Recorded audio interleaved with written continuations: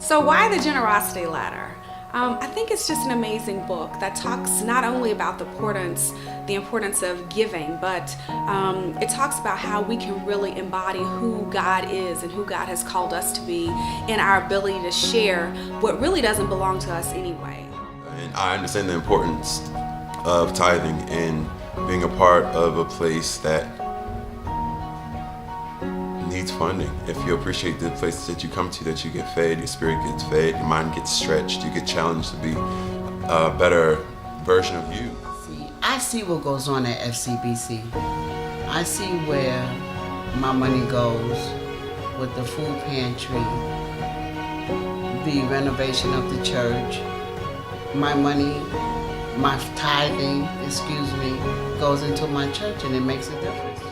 And the real question is, as a disciple, the real question as a person of faith is, do I want to be obedient to God, or do I not want to be obedient to God? And I think the Generosity Ladder helps us to think about trusting God with our entire lives.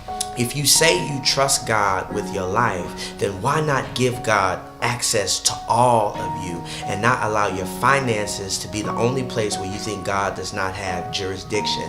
God has been faithful to me. He's been faithful in my life. He has brought me from being 95 pounds to me needing the Weight Watchers today.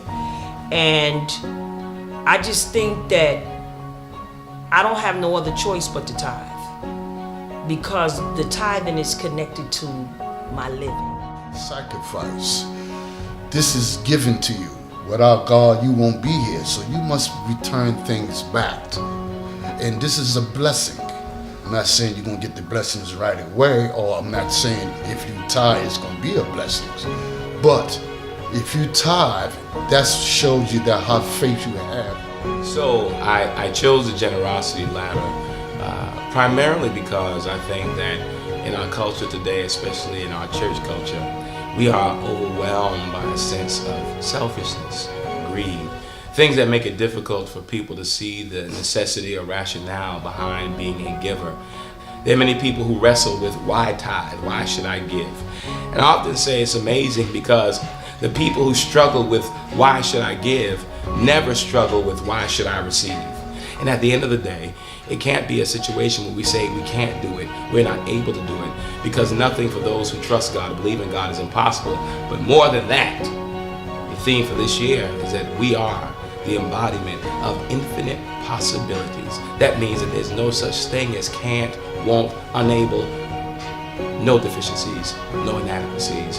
We honor God in our faithfulness, and this is the year we begin to honor God with our stewardship.